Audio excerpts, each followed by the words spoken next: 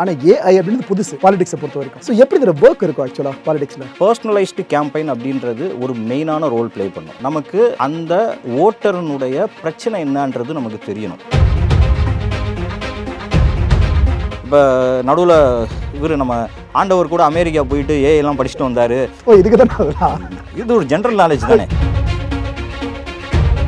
Tamilisai madam கிட்ட ஒரு தடவை பேசிகிட்டு இருக்கப்போ நான் சொன்னேன், இந்த மாதிரி ஜல் ஜீவன்றது நமக்கு இங்கே புரியாது இல்லையா அப்படின்னு சொன்னேன். நீங்கள் ஹிந்தியில் பேர் வச்சிங்கன்னா அந்த திட்டம் நமக்கு அந்நியமான திட்டமாக தான் இருக்குது. இதெல்லாம் மாற்றினாங்கன்னா கண்டிப்பாக பிஜேபி ஆட்சி அமைக்கலாம்.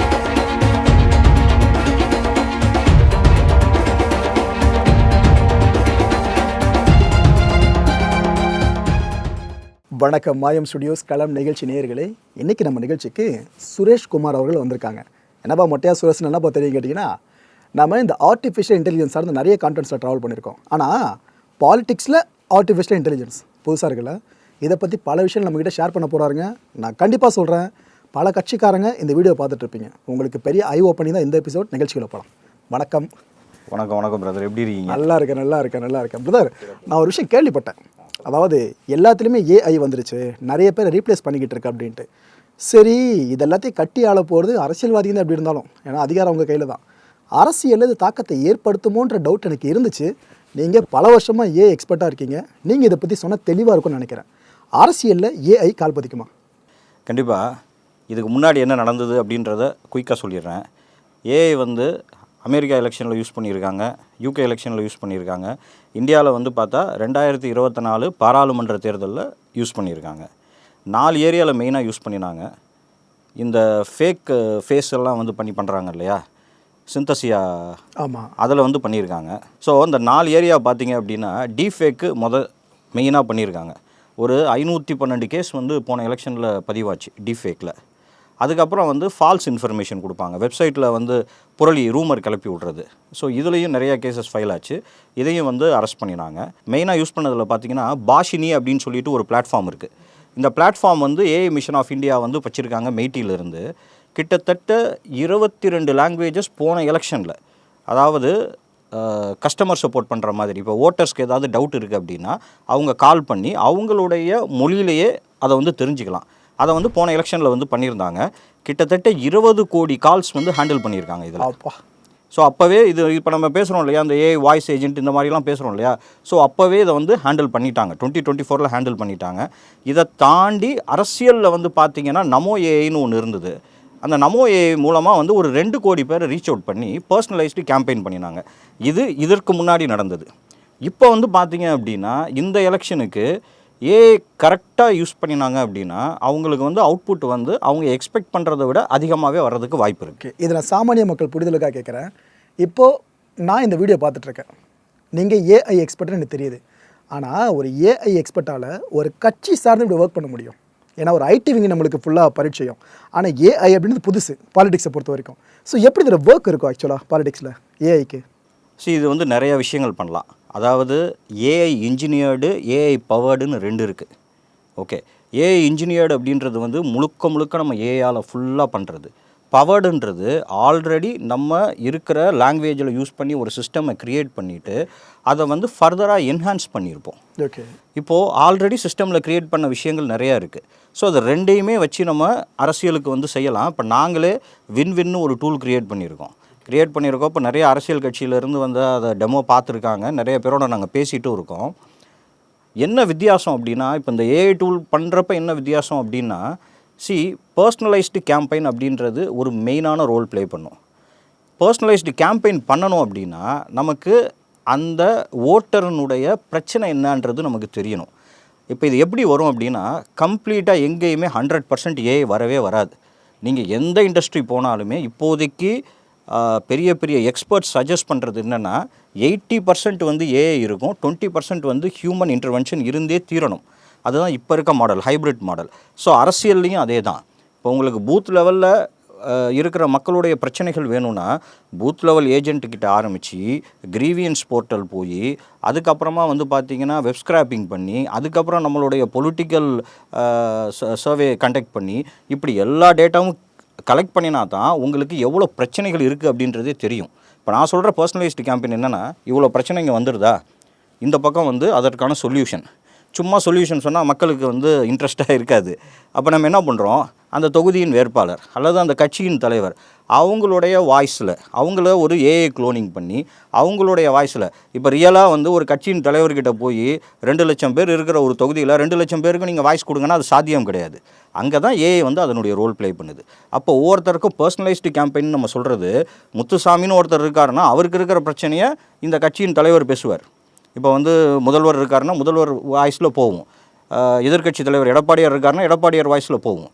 அப்போ சுப்பிரமணிக்கு இருக்கிற பிரச்சனைக்கு அவங்க ஐயா சுப்பிரமணி எப்படி இருக்கீங்கன்னு கேட்டே அப்ரோச் பண்ணுவாங்க. ஸோ இதுதான் பர்சனலைஸ்டு கேம்பெயின். மக்களுக்கு இது வந்து ஓரளவுக்கு ரியல் இல்லைன்னு தெரிஞ்சாலுமே உங்களுடைய தலைவர்கிட்ட இருந்து ஒரு ஃபோன் வருது, அவரே உங்ககிட்ட பேசுகிறாரு, அவருடைய வாய்ஸில் பேசுகிறாரு, உங்கள் பிரச்சனையை பேசுகிறாரு அப்படின்றக்கப்ப நீங்கள் ஈர்க்கப்படுவீங்களா மாட்டிங்களா? ஓகே, இதில் நான் எங்கே ஈர்க்கப்படுவேன்னா, இப்போ நான் படித்த பையன் அப்படி இருக்கும்போது ஒரு கால் வருது, சிஎம் பேசுகிறார் அப்படின்னா எனக்கு சந்தோஷமாக இருக்கும். ஆப்வியஸாக பார்க்கும்போது அதை எடுத்து நான் காதில் வச்சு ஒரு விஷயத்த சொல்லுவேன், ஐயா நீங்கள் பேரை சொல்லி சந்தோஷமாக இருக்கு ஐயான்னு சொல்லிட்டு உடனே ஆஹாஹான்னு சிரி போடணும் ஒரு ஏயிலேருந்து அவர் வாய்ஸ்லேயே. அதுக்கப்புறம் ஒரு டெம்ப்ளேட்டாக ஒரு விஷயத்த சொல்லிவிடுவாப்பில், தம்பி உன் வீட்டில் இந்த பிரச்சனை இருக்குது, நம்ம ஆட்சி வந்தால் சரியாயிடும் பாரு அப்படின்ட்டு. இப்போ நான் என்ன எதிர்பார்ப்பேன்னா, ஐயா கிட்ட பேச வாய்ப்பு கிடச்சிருக்கேன், 2வது கேள்வி வைக்கணும்னு எதிர்பார்க்குறேன். 2வது கேள்வி நான் ஏதோ ஒன்று போடுறேன் அப்படின்னா அப்போ அந்த ஏஐக்கு பதில் தெரியாதுல்ல. இது பேர் கான்வர்சேஷனல் ஏஐ. இதை நாங்கள் ரியல் எஸ்டேட்டில் ஆல்ரெடி இம்ப்ளிமெண்ட் பண்ணியிருக்கோம். 100 பேர் வேலை பார்க்குற இடத்துல இந்த ஒரே ஒரு ஏஐ வச்சா போதும், அது 10 நம்பர்லேருந்து ஒரே நேரத்துக்கு 10 பேருக்கு கால் பண்ணும். ஐஸ்வர்யான்னு ஒரு பேரில், திவ்யான்ற ஒரே பேரில் 100 பேர்கிட்டையும் பேசும். இந்த கான்வர்சேஷனல் ஏஐ என்ன பண்ணும் அப்படின்னா, அதை தான் ப்ராம்ப்ட்ன்றது, ப்ராம்ப்ட் இன்ஜினியரிங். இப்போ ப்ராம்ப்ட் இன்ஜினியரிங் நான் இதில் வந்து பெரிய ஒரு அவேர்னஸை க்ரியேட் பண்ணணும்னு பார்க்குறேன். ஏன்னா இந்தியாவில் வந்து இல்லை தமிழ்நாட்டு லெவலில் எடுத்துக்கிட்டிங்கன்னா வெறும் 12% ஆஃப் த பீப்புளுக்கு தான் இந்த ப்ராம்ப்டிங்கில் ஒரு பெரிய நாலேஜ் இருக்குது. Rest of the people are non technical people. அவங்களுக்கு அந்த அவேர்னஸ் க்ரியேட் ஆகலை. Fortunately or unfortunately, I should say like unfortunately, 10,000 கோடிக்கு மேலே ஏஐ மிஷன் ஆஃப் இந்தியா வந்து இதுக்கு ஸ்பெண்ட் பண்ணுறாங்க, இதுக்கு வந்து அலாட் பண்ணியிருக்காங்க. இதனுடைய நோக்கம் வந்து ஏஐ மூலமாக அவேர்னஸை க்ரியேட் பண்ணுறது, ஸ்டூடெண்ட் கம்யூனிட்டிக்கு, ஃபார்மர்ஸ்க்கு, இந்த மாதிரி அவேர்னஸை க்ரியேட் பண்ணுறதுக்கு. அன்ஃபார்ச்சுனேட்லி அந்த அவேர்னஸ் பெருசாக ரீச் ஆகலை, அதான் உண்மையை சொல்லணும். இங்கே நீங்கள் கேட்ட கேள்விக்கு ப்ராம்ப்டிங் நாங்கள் உள்ளே பண்ணிடுவோம். ஸ்டாட்டிக் கொஷின், இப்போ வந்து இந்த இடம் எங்கே இருக்குன்னு ரியல் எஸ்டேட்டில் கேட்குறீங்கன்னு வச்சுக்கோங்களேன், அது வந்து ஸ்டாட்டிக் கொஷின், அந்த இடம் மாற போகிறது இல்லை. நம்ம என்ன சொல்ல போகிறோம், பெரும்பாக்கத்தில் இருக்குது, மணிவாக்கத்தில் இருக்குன்றதை சொல்ல போகிறோம். அதே உங்களுக்கு இந்த கான்வர்சேஷனெல்லாம் டைனமிக் கொஷினாக வருதுன்னு வச்சுக்கோங்களேன். இப்போ அவங்க என்ன கேட்பாங்க அப்படின்னா, என் பையன் 6வது படிக்கிறான், என் பையன் சிபிஎஸ்சி ஸ்கூலு உங்கள் கேம்பஸ்குள்ளே இருக்கா இல்லையா, அப்படி உங்கள் கேம்பஸில் இல்லைன்னா 5 கிலோமீட்டரில் எந்த ஸ்கூல் இருக்குன்ற கேள்வி வந்து ஒரு டெவலப் ஆகிட்டே போயிட்டு இருக்கோம். அப்போ அதுக்கு தகுந்த மாதிரி நாங்கள் உள்ள ப்ராம்ப்டிங் பண்ணி வைப்போம். பாசிபிளான்னு கேட்குறேன். 100% பாசிபிள். ஓகே, வேணும்னா உங்களுக்கு டெமோ கூட காமிக்கலாம். அதில் பாசிபிள், அதுதான் சொல்கிறேன். பெரிய மாற்றம் உருவாயிட்டு இருக்கு, ஆனால் மக்களுக்கு அவேர்னஸ் வந்து ரொம்ப ரொம்ப கம்மியாக இருக்குது. ஓகே, இந்த விஷயத்தில் மக்களுக்கு அவேர்னஸ்னு சொல்கிறத விட பொலிட்டிக்கல் பார்ட்டிஸ்க்கு அவேர்னஸ் முதல்ல வேணும். ஏன்னா அவங்க மூலமாக தான் இந்த விஷயம் அவங்ககிட்ட போகுது. எலெக்ஷன் டைமில் சொல்கிறேன், இந்த ஏஐ பொலிட்டிக்கல் பார்ட்டி அவங்க வேற ஒரு ப்ரெஷரில் இருக்காங்க, உண்மையை சொல்கிறேன். அவங்களுக்கு அரசியல் செய்யணும். இப்போ அவங்களுடைய பிரச்சனை என்னவாக இருக்கும், கூட்டணி கட்சிகள் கரெக்டாக வரணும், அவங்களுக்கு இப்போ பெரிய கட்சினா அவங்களுக்கு கம்மியாக சீட்டு கொடுக்கணும், அதில் அங்கம் வைக்கிற கூட்டணி கட்சினா நம்ம அதிகமாக சீட்டு வாங்கணும். இந்த மாதிரி பிரச்சனைகளில் தான் அவங்க போயிட்டுருக்காங்களே தவிர இந்த டெக்னாலஜியை அப்சர்வ் பண்ணுற அளவுக்கு அவங்களுக்கு டைம் இல்லை அப்படின்றது நினைக்கிறேன். ஒரு பாயிண்ட் வந்து பார்த்தீங்க அப்படின்னா, இந்த டெக்னாலஜியை நல்லா அப்சர்வ் பண்ண 2 கட்சிகள் வந்து என்னை பொறுத்தவரை தமிழ்நாட்டில் வந்து பார்த்திங்கன்னா, இந்தியா லெவல்லே நான் சொல்கிறேன், இந்தியா லெவலில் தான் பிஜேபி, தமிழ்நாட்டில் அவங்க வந்து கொஞ்சம் லேகிங்கில் தான் இருக்காங்க இந்த டெக்னாலஜியை. இப்போ போன 2024 எலெக்ஷன்லேயே டிஜிட்டலுக்கு ஸ்பெண்ட் பண்ண மணி வந்து பார்த்திங்கன்னா அதிகமாக ஸ்பெண்ட் பண்ணது பிஜேபி, 2வது அதிகமாக ஸ்பெண்ட் பண்ணது திமுக. ஸோ டெக்னாலஜி வந்து இந்த மாதிரி கட்சிகள் வந்து கரெக்டாக தான் கையாண்டுட்டு இருக்காங்க. இப்போ எனக்கே தெரியும், எனக்கு திமுகலாம் வந்து ஓரளவுக்கு நல்லாவே டெக்னாலஜியை ஹேண்டில் பண்ணி ஓரளவுக்கு பெனட்ரேட் ஆகி போயிட்டு தான் இருக்காங்க. அவங்க ஏன் அதிகமாக தொடுறாங்களா? கண்டிப்பாக வச்சுருக்காங்க. ஓகே ஓகே, அதான் சொல்கிறேன். இது வந்து பார்த்திங்கன்னா நமக்கு ஃபஸ்ட்டு அந்த இன்ட்ரெஸ்ட் இருக்கணும், அதை முதல் அண்டர்ஸ்டாண்ட் பண்ணிக்கணும். இப்போ நடுவில் இவர் நம்ம ஆண்டவர் கூட அமெரிக்கா போயிட்டு ஏஐலாம் படிச்சுட்டு வந்தார். இதுக்கு தான் இது ஒரு ஜென்ரல் நாலேஜ் தானே. இப்போ சமீபத்தில் பார்த்தேன் மாதவன் கூட அதே மாதிரி ஒரு பிரேக் எடுத்துகிட்டு ஏஐலாம் படித்தார் அப்படின்னு சொல்லிட்டு. ஸோ இந்த நாலேஜ் வந்து எல்லாத்துக்குமே வரணும். இப்போ அரசியல் கட்சிகள் வந்து அவங்களுக்கு அந்த அவேர்னஸை ஃபஸ்ட்டு க்ரியேட் பண்ணணும். அந்த அவேர்னஸ் க்ரியேட் ஆகணும்னா அவங்க யார்கிட்டயாவது அதை முதல்ல லிசன் பண்ணணும். என்னுடைய இதில் வருத்தம் என்னன்னா அவங்க வந்து லிசனே பண்ணலைன்னு நான் நினைக்கிறேன். அந்த இன்ட்ரெஸ்ட்டுக்கு ஏன்னா அவங்க ஏஜ் கேட்டகரின்னு ஒன்று இருக்குல்ல, அவங்களுக்கு இது பெருசாக தெரியாமே இருக்கலாம். இதெல்லாம் என்ன, இது என்ன ஓட்டை கன்வெர்ட் பண்ணி கொடுக்க போகுது அப்படின்ட்டு. இது ஓட்டு கன்வெர்ட் பண்ணுதான்றது ஒரு பக்கம் வச்சுருவோம். இப்போ இதை யூஸ் பண்ணுறதுனால நமக்கு என்னென்ன ஆகுதுன்னா, எஃபர்ட் மிச்சமாகும், காஸ்ட்டு மிச்சமாகும், டைமு மிச்சமாகும். ஒரு 10 பேர் சேர்ந்து பண்ண வேண்டிய வேலையை இப்போ நீங்கள் பழைய காலத்தில் நீங்கள் சர்வே எடுக்கிறீங்கன்னு வச்சுக்கோங்களேன், நீங்கள் போய் ஒவ்வொரு கிராமமாக போய் சர்வே எடுக்கணும், அதை வந்து பேப்பரில் நோட் பண்ணணும், அதை நீங்கள் ஒரு ஸ்கேன் பண்ணி அனுப்பணும், இல்லைனா அந்த பேப்பரை அப்படியே அனுப்பணும். நீங்கள் காலையில் ஒரு சர்வே எடுத்து ஒரு பிரச்சனையை கண்டுபிடிக்கிறீங்க, அந்த பிரச்சனை தலைமையகத்துக்கு வர்றதுக்கு 1 வாரம் ஆகிடும். இப்போ எப்படின்னா சர்வே எடுக்கிறீங்க, நீங்கள் எடுத்தீங்க, நோட் பண்ண இங்கே டேஷ்போர்டில் மாறிக்கிட்டே இருக்கும். காலம் மாறிடுச்சு இல்லை, அப்போ எது நமக்கு தேவை? ஓகே, இதில் இன்னொரு ஸ்பெசிஃபிக்கான விஷயம் நம்ம ப்ராக்டிக்கலாக பேசலாம்னு நினைக்கிறேன். வெளிப்படைத்தன்மையோடு இந்த பூசி முழுகாம ஓப்பன் ஆன்சர் எதிர்பார்க்குறேன். இப்போது மக்களுக்கு இருக்க பெரிய ஒரு டவுட்டே என்னென்னா, ஏன்பா நீங்களாம் எங்கள் தொகுதிக்கு வருவீங்க, ஆனால் எப்போ வருவீங்க? எலெக்ஷன் முன்னாடி மட்டும் வருவீங்க. இவ்வளோ வருஷமாக நாங்கள் சொன்ன குறை உங்கள் காதலே கேட்கல, நீ ஏஐன்னு ஒரு டூலை கொண்டு வருவ, இதில் நாங்கள் குறைய சொன்னால் மட்டும் நீ கேட்டுருவியா? அத்தாடி ஆட்சி வரும்போது ஃபுல்லாக பண்ணி முடிச்சிருவியா அப்படின்ற அவநம்பிக்கை இருக்கும். இந்த விஷயத்தை எப்படி ஏஐ டேக்கிள் பண்ணி மேலே வரும்? இது ஏஐ மட்டும் தனியாக ரோல் ப்ளே பண்ணாது. நான் தான் சொல்கிறேன் எல்லாம் முதல் இருந்து. ஓகே, இதுதான் அரசியல் கட்சியில் இருக்கிறவங்களுக்கு அந்த புரிதல் இருக்கணும் ஃபஸ்ட்டு. ஓகே, நான் ஏஐ தாண்டி சொல்கிறேன். இப்போ ஏஐ வந்து ஒரு ரோல் ப்ளே பண்ணுது. நீங்கள் என்கிட்ட ஏஐ தெரிஞ்சவனா கேள்வி கேட்கறதுக்கும் ஒரு குடிமகனா, ஒரு ஓட்டு போடுற குடிமகனா இருக்கிறதுக்குமான பதில்கள் இருக்குது. ஓகே, ஏஐன்றது இப்போது நம்ம ஒரு 20 to 25% யூஸ் பண்ணலாம் எந்தெந்த இடத்துல தேவைன்னு. இப்போது ரொம்ப டைம் பீரியட் வந்து குறுகிடுச்சு. இன்னும் வந்து ஏப்ரல் மாதம் வந்து, ஆமாம், இன்னும் 2 மாதத்தில் 65 நாளில் தேர்தல் வந்துரும்னு பிஜேபியில் பிஎல் சந்தோஷ் கூட இப்போ ஏதோ ஒரு ஆமாம் அது மாதிரி வந்து சொல்கிறாங்க இல்லையா. இப்போ இந்த 65 நாளில் நம்ம என்ன பண்ணலாம் அப்படின்னா, நான் என்ன சொல்கிறேன்னா, ஃபஸ்ட்டு மக்கள்கிட்ட ரீச் ஆகணும். பொதுவாக இந்த ஜென்ரிக் பாலிடிக்ஸ் இருக்கு இல்லையா, அது வந்து பண்ணுறது வந்து இனிமேல் வந்து ஒர்க் அவுட் ஆகாது. ஏன் ஒர்க் அவுட் ஆகாது அப்படின்னா, நம்மளுடைய அரசியல் கட்சிகள் பண்ணுற தவறு என்ன பார்த்தீங்கன்னா, லாயலிஸ்ட்டை மட்டும்தான் டார்கெட் பண்ணுறாங்க. நாங்கள் எப்படி எங்கள் டூரில் வந்து செக்மெண்ட் பண்ணுறோன்னா, loyalist voters, swing voters, apathetic voters, first time ஓட்டர்ஸ்னு 4 பிரிக்கும். அதாவது இவங்க எப்போவுமே இந்த கட்சிக்கு மட்டும் தான் ஓட்டு போடுவாங்க, இவங்க எப்போனாலும் மாறலாம், இவங்க சூழ்நிலைக்கு தவிர மாற்றி போடலாம். இப்போ இஷ்டத்துக்கு நீங்கள் சென்னையிலேருந்து திருச்சி போகிற ரோட்டில் பிளாக் பண்ணி எல்லாம் மாநாடு நடத்துகிறாங்க. மாநாடு நடத்துறதுனால என்ன யூஸு அப்படின்னா, இப்போ மாநாடு நடத்திட்டு தலைவர்கள் எல்லாமே அந்த கூட்டத்தை பார்த்து செல்ஃபி போட்டுக்கிறாங்க. அவங்க எல்லாமே லாயலிஸ்ட். ஒருத்தன் அவனுடைய வேலையை விட்டுட்டு இங்கேருந்து 200 கிலோமீட்டர் 300 கிலோமீட்டர் போய் அந்த மாநாடு அட்டன் பண்ணுறவன் கண்டிப்பாக 750 மீட்டர் தள்ளி இருக்கிற ஓட்டுச்சாவடியில் போய் ஓட்டு போட்டுருவான். பிரச்சனையே கிடையாது. ஏன் நீங்கள் அவனை பிடிச்சி தொங்கிட்டு இருக்கீங்க? நீங்கள் யாரை திரும்ப பிடிக்கணும்? ஸ்விங் ஓட்டர்ஸை பிடிக்கணும். ஒரு 10% 15% இருப்பான் இல்லையா, அவன் தான் 1989க்கு அப்புறம் நீங்கள் அரசியலை பார்த்தீங்கன்னா எல்லாமே வந்து பார்த்தீங்கன்னா ஒவ்வொரு தடவையும் மக்கள் மாறி தான் ஓட்டு போட்டிருக்காங்க. அப்போது ஸ்விங் ஓட்டர்ஸுன்றவுடைய கம்யூனிட்டி வந்து தமிழ்நாட்டில் பலமாக இருக்குதுன்னு அர்த்தம். நீங்கள் நார்த் இந்தியாவில் பார்த்தீங்கன்னா நிறைய மாநிலங்களில் ஒரே ஆள், இப்போ நிதிஷ்குமார்லாம் வந்து பார்த்தீங்கன்னா அப்படியே ரெக்கார்ட் பிரேக் வச்சுக்கிட்டே வராரு. மம்தாலாம் அப்படியே இருக்காங்க. இப்போ ஒரே ஆள் அந்த மாதிரி கண்டினியூ ஆகி வருவாங்க. இங்கே தமிழ்நாட்டில் அப்படி கிடையாது. ஏன் கிடையாது அப்படின்னா, லாயலிஸ்ட் இருக்கிறத விட ஸ்விங் ஓட்டர்ஸினுடைய ரோல் வந்து இங்கே பெரிய ரோலாக இருக்குது. அவங்க ப்ளே பண்ணுறாங்க. இது ஒரு பக்கம் இருந்துருதா. அப்பத்தட்டிக் ஓட்டர்ஸ் போன எலெக்ஷனில் 27% இருக்காங்க. 27% பீப்புள் ஓட்டு போடலை. அப்போ அந்த 27% ஓட்டு போட வைக்கணும் இல்லையா. இதெல்லாம் பண்ணால் தான் சாத்தியம். இன்றைக்கி எஸ்ஐஆர் முடிஞ்சு வந்துருச்சு. எஸ்ஐஆரில் நம்மக்கிட்ட வந்து 5,43,00,000 வாக்குகள் இருக்குது. போன தடவை 6.25 கோடியோ என்னமோ இருந்திருக்கு. இப்போ கிட்டத்தட்ட 1 கோடி வாக்குகள் வந்து குறைஞ்சிருக்கு.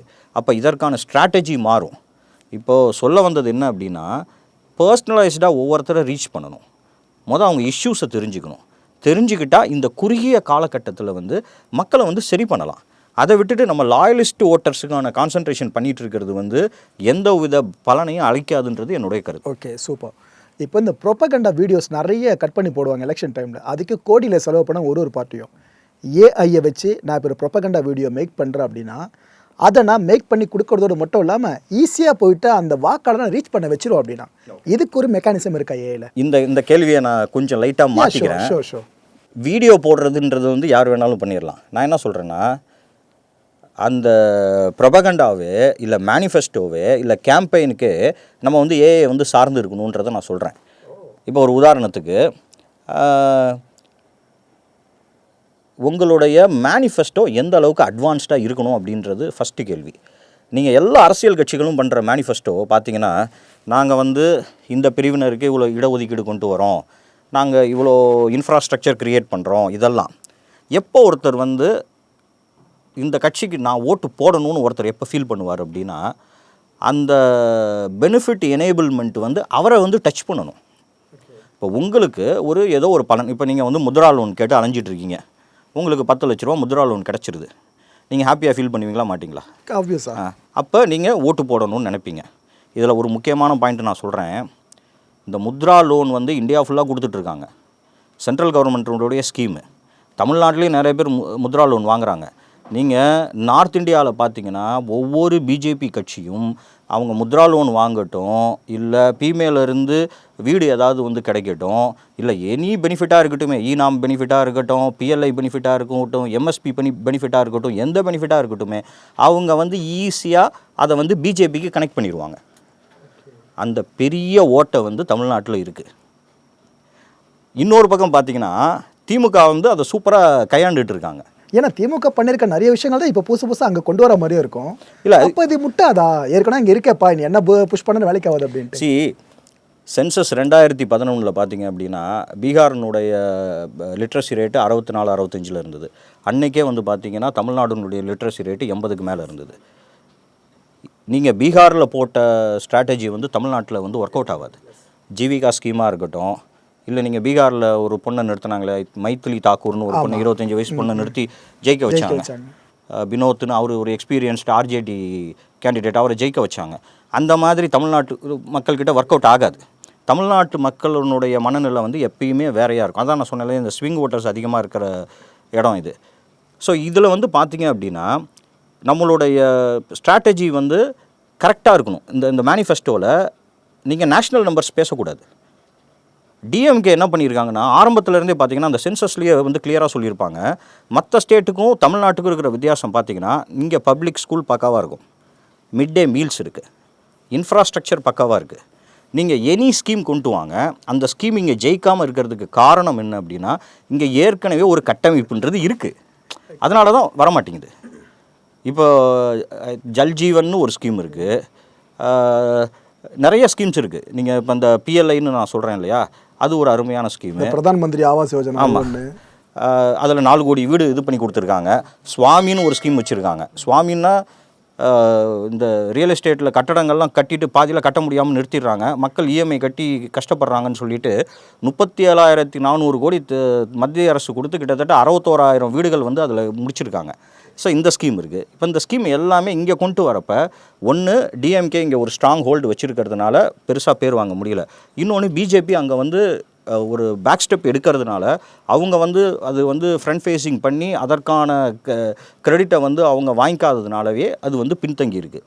உண்மையை சொல்ல போனால் நிறைய ஸ்கீம்ஸு நார்த் இந்தியாவில், எஸ்பெஷலி மகாராஷ்டிரா, பீகார், மத்திய பிரதேஷ், குஜராத், இங்கெல்லாம் வந்து மக்கள் வந்து என்ஜாய் பண்ணிகிட்ருக்காங்க. தமிழ்நாட்டில் அது நடக்க மாட்டேது. ஆனால் நடக்கவே நடக்காதா இதுக்கப்புறமோ? இது ரொம்ப சிம்பிள். பிஜேபி அவங்களுடைய பலம் என்னன்றதை ஃபஸ்ட்டு உணரணும். தமிழ்நாடு பிஜேபியை நான் சொல்கிறேன். கோயிலில் யானையை கட்டி போடுறாங்க, யானை காலில் ஒரு செங்கிலி இருக்குது, அந்த செங்கிலியை பிச்சுட்டு வர்றதுக்கு யானைக்கு எவ்வளோ நேரம் ஆகும்? அப்போ அந்த யானைக்கு வந்து அதனுடைய பலம் தெரியல. நான் என்ன சொல்கிறேன், நீங்கள் 2031 ஆட்சி அமைக்கணும்னு நினச்சிங்கன்னா, இது என்னுடைய சஜஷனு, ராமரை பற்றி பேசாதீங்க தமிழ்நாட்டில், ஐடியாலஜி பேசாதீங்க. தமிழ்நாட்டில் யாரை பற்றி பேசணும் அப்படின்னா சோழ பேரரசை பற்றி பேசணும், அதுதான் நமக்கு கனெக்ட் ஆகும். நேஷ்னல் நம்பர்ஸ் இங்கே பேசாதீங்க. குஜராத்தில் இப்படி நடந்தது, மத்திய பிரதேசத்தில் நடந்தது, மகாராஷ்டிராவில் பேசாதீங்க. திண்டுக்கல்லில் நடந்தது, திருச்செங்கோடில் நடந்தது அப்படின்றத பேசுங்க. அடுத்து நீங்கள் ஓபிசி அணி, எம்பிசி அணி, இப்படிலாம் அணிகள் போடுறதுக்கு தவிர்த்துட்டு முத்ரா லோன் வாங்கி தர்றதுக்கு ஒரு அணி, பிமேல வீடுகள் வாங்கி தர்றதுக்கு ஒரு அணி, பிஎல்ஐன்னு இருக்குது, ப்ரொடக்ஷன் லிங்க்டு இன்சென்டிவ்னு 10 கோடி ரூபா அந்த வருஷம் பண்ணுறீங்களா, அடுத்த வருஷம் ஒரு 10 கோடி ரூபா எக்ஸ்ட்ரா பண்ணுறீங்களா, 2-6% வந்து சென்ட்ரல் கவர்மெண்ட் இன்சென்டிவ் தருது. அப்போ 20 கோடி பண்ணிங்கன்னா 4% இன்சென்டிவ்னா உங்களுக்கு 80 லட்ச ரூபா வருது. இதுக்கு ஒரு அணி போடுங்க. இதுக்கு ஒரு அணி போட்டு எம்எஸ்எம்இயில் பண்ணுறவங்களுக்கெல்லாம் பண்ணி கொடுங்க. ஜெம்முன்னு ஒரு போர்ட்டல் இருக்குது, கேள்விப்பட்டிருப்பீங்க. அதாவது நம்ம உருவாக்குற பொருட்களை சென்ட்ரல் கவர்மெண்ட்டுக்கு நம்ம விற்கலாம். இந்த ஜெம் போர்ட்டலில் 2025 வந்து பார்த்திங்கன்னா 13.41 லட்சம் கோடி வந்து வியாபாரம் நடந்திருக்கு. தமிழ்நாட்டினுடைய பங்கு எவ்வளோ தெரியுமா? வெறும் 7400 கோடி, 1% கூட கிடையாது. இதுக்கு ஒரு விங்கு போடுங்க, இதுக்கு ஒரு செல்லு போடுங்க பிஜேபியிலிருந்து. இதில் முதல்ல இப்படி ஒன்று இருக்குன்னு சொல்கிறதுக்கு ஒரு விங்கு போடணும். கண்டிப்பாக நீங்கள் ஒரு முக்கிய பிஜேபி தலைவரை கூப்பிட்டு யாரையாவது கூப்பிட்டு பிரதான் மந்திரி ஸ்கீம்ஸ் எவ்வளோ இருக்குன்னு கேளுங்களேன். கேளுங்கன்றேண்ணா. அப்போது இதுக்கு தான் நீங்கள் வந்து போடணும். இதுக்கு ஒரு செல் போடுங்க.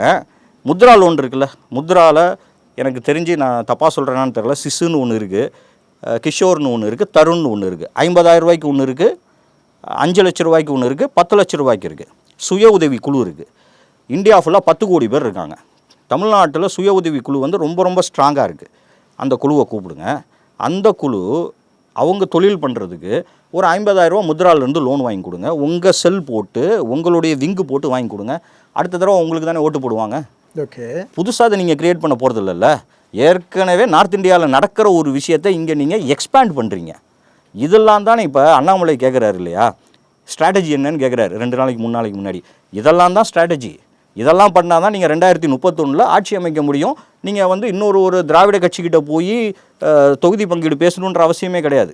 You can take the upper hand. Okay, இந்த ஸ்ட்ராட்டஜி பண்ணுங்கள். அதாவது ஏற்கனவே ரொம்ப ரொம்ப சூப்பராக நார்த் இந்தியாவில் நடந்துட்டு இருக்க ஒரு விஷயத்த இங்கே நம்ம அதை சொல்ல முடியாமல் இல்லை அதற்கான வியூகம் அமைக்காமல் இருக்கிறது தான் இதில் வந்து ஒரு பெரிய பின்னடைவு. ஓகே சுரேஷ், நம்ம இதுக்கப்புறம் ஃபுல்லாக ட்ராவல் பண்ண போகிறது ஒரு பார்ட்டி மெம்பராக நான் இப்போ மாற போகிறேன். ஓகே, உங்ககிட்ட என் கட்சியை பற்றி நான் பேச போகிறேன். சரி, அதாவது உங்களை பார்த்தா நல்லா பச்சால் மாதிரி இருக்குது, பச்சை ஒரு பொய் சொல்ல மாட்டேங்குன்னு நினைக்கிறேன்.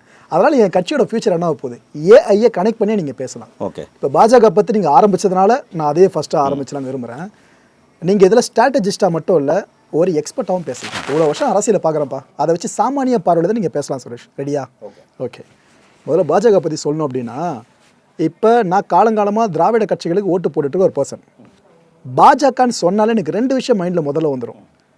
மதம் சார்ந்து ஏதாவது பிரச்சனை வந்துடுமோ 1, 2வது மொழி சார்ந்த ஆபத்து வந்துடுமோ 2. இந்த 2 விஷயங்களை தவிர்த்துட்டு பாஜக தமிழ்நாட்டில் ஆட்சியெல்லாம் பிடிக்க முடியும்னு நினைக்கிறீங்களா? கண்டிப்பாக பிடிக்கலாம். ஏன் பிடிக்க முடியாது? இந்தியா ஃபுல்லாக பிடிச்சிருக்கு. சரி, நான் எனக்கு சின்ன வயசில் விவரம் இருக்கிறப்ப காங்கிரஸை அசைச்சிக்க முடியாது அப்படின்ற ஒரு நம்பிக்கை இருந்தது. காங்கிரஸ் எப்படி அங்கங்கே பிரிஞ்சுது பாருங்கள். மம்தா பானர்ஜி எங்கேருந்து வந்தாங்க? பாண்டிச்சேரியில் ஐயா ரங்கசாமி இருக்கார்ல, அவர் எங்கேருந்து வந்தார்? இவங்களுடைய வேர் எங்கே? காங்கிரஸில் இருந்து தான் வந்திருப்பாங்க. இன்றைக்கி முக்காவாசி கட்சி சரத்பவாராக இருக்கட்டும், முக்காவாசி கட்சி தனித்தனி கட்சியாக மாநில கட்சியாக கன்வெர்ட் ஆனது எல்லாமே காங்கிரஸில் 2ஆம் கட்ட தலைவர்களாக இருந்தவங்க தான் கன்வெர்ட் ஆகியிருக்காங்க. ஸோ இங்கே ஆட்சி எல்லா மாநிலத்திலையும் பிடிக்கிறப்ப ஏன் இங்கே பிடிக்க முடியலன்னா நான் சொன்னது தான். இங்கே இதற்குன்னு தனியாக ஒரு வியூகம் அமைங்க. மகாராஷ்டிரா போனீங்கன்னா ஏர்போர்ட் விட்டுட்டு வெளியில் போனவனே சிவாஜி வந்து கத்தியை வச்சுட்டு நிற்பார். அவங்க அங்கே வீர சிவாஜியை தூக்கி பிடிக்கிறாங்க. நீங்கள் இங்கே நான் தவறுதலாக சொல்லலை. இல்லை, இது எப்படி கன்வே ஆகுதுன்னா, நார்த்தில் மக்களை நீங்கள் ஈஸியாக ஏமாற்றிடலாம் இது போல் ப்ரொஜெக்ட் பண்ணி, பட் சவுத்தில் கஷ்டம், அப்படி எடுத்துக்கலாமா? எல்லாமே நம்ம மக்களை ஏமாத்துறது தான். ஏன்னு சொல்கிறேன், நீங்கள் எல்லாத்துக்கும் திட்டம் போடுறீங்க, அதை எக்ஸிக்யூட் பண்ணுறீங்களா? இங்கே திட்டம் போடுற வரை எல்லாத்துக்குமே தெரியுது, அதை ஆம்ப்ளிஃபை பண்ணுறீங்க, எல்லாத்துக்கும் பரப்புறீங்க. அதை எக்ஸிக்யூட் ஆன ரிசல்ட்டுன்றது என்ன இருக்குது? அதை யாரும் ஒழுங்காக பண்ணுறதில்ல. அதை இனிமேல் ஒழுங்காக பண்ணி ஆகணும். ஏன் ஒழுங்காக பண்ணி ஆகணும்னா, எல்லாமே டேட்டா ட்ரிவனாக மாறிடுச்சு. பழைய மாதிரி ஏமாற்ற முடியாது. இப்போ எல்லாத்துக்கும் கையில் ஃபோன் இருக்குது, எல்லாத்துக்கும் தட்டி பார்த்துறா, ஃபேக்ட் செக் பண்ணிடுறான். ஆமாம், பொய்யான்ட்டு. நீங்கள் உங்களுக்கு நல்லா ப்ராம்ப்டிங் போட தெரிஞ்சுதுன்னு வச்சுக்கோங்களேன், அந்த திட்டத்தினுடைய பேரை போட்டு நீங்கள் அதில் ப்ராம்ப்டிங் பண்ணி கொஷின் கேட்டிங்கன்னா அதுவே உங்களுக்கு ஏஏ சொல்லிடும் இந்த திட்டம் எந்த லெவலில் இருக்குன்னு. இப்போ நான் இதெல்லாம் ப்ராம்ப்டிங் போட்டு தானே சொல்கிறேன். நான் இப்போ சொல்கிறேன், உங்களுக்கு வந்து ஜெம்மில் 13.41 லட்சம் கோடி, தமிழ்நாட்டிலேருந்து 7400 கோடி அப்படின்றதெல்லாம் எங்கேருந்து வருது? இப்போ இவங்களே 2014 2025 வரை மோடிஜியின் ஆட்சியில் நடந்த சாதனைகள் அப்படின்னு சொல்லிட்டு நிறைய எடுத்திருக்காங்க. ஒவ்வொருத்தலையும் எடுத்திருக்காங்க. Women welfare, education, central government schemes, infrastructure, டிரான்ஸ்போர்ட்டுன்னு எல்லாமே எடுத்திருக்காங்க. எல்லாம் எடுத்து அவங்க சாதனையாக சொல்கிறாங்க. எல்லாத்துலேயும் வந்து பார்த்திங்கன்னா தமிழ்நாடுன்றது வந்து லைட்டாக பின்தங்கி தான் இருக்குது. முதல் காரணம், திமுக அங்கே ஒரு ஸ்ட்ராங் ஹோல்டு வச்சுருக்காங்க. ரெண்டாவது வந்து பிஜேபி வந்து அந்த ஹோல்டை எடுக்கிறதுக்கு, அந்த கிரெடிட்டை எடுக்கிறதுக்கு இல்லை. அதை வர ஆரம்பித்தாங்க அப்படின்னா, இப்போது சிங்கம் வந்து மானை துரத்துது, மானு தான் வந்து சிங்கத்தோட வேகமாக ஓடும். ஆனால் சிங்கம் ஏன் ஜெயிக்குது? அது கர்ஜனை இல்லை, அவங்க வந்து ஆம்ப்ளிஃபை பண்ணுறாங்க, அவங்க வந்து பிஆர் பண்ணுறாங்க. இது எங்கள் திட்டம், இதை நாங்கள் செய்கிறோம், இத்தனை மக்கள் பலனடைஞ்சிருக்காங்கன்னு. அதை நீங்கள் வேடிக்கை பார்த்துட்ருக்கீங்க. அதை நீங்கள் செய்ய ஆரம்பித்தா 2031 தாராளமாக ஆட்சி அமைக்கலாம். புதுசாக ஒரு மேஜிக்குமே கிடையாது. நார்த் இந்தியாவில் பண்ணுறத இங்கே கொண்டு வந்து பேரை மாற்றுங்க. இங்கே விஷயம், எல்லாத்துக்கும் ஹிந்தியில் பேர் வைக்காதீங்க. ஹிந்தியில் பேர் வச்சா தெரியவே தெரியாது. ஆனால் அது அவங்க அடிப்படை சித்தாந்தமாகவே இருக்குது. ஆமாம், நான் எனக்கு இப்போ தமிழிசை மேடம் கிட்ட ஒரு தடவை பேசிகிட்டு இருக்கப்போ நான் சொன்னேன், இந்த மாதிரி ஜல் ஜீவன்றது வந்து நமக்கு இங்கே புரியாது இல்லையா அப்படின்னு சொன்னேன்.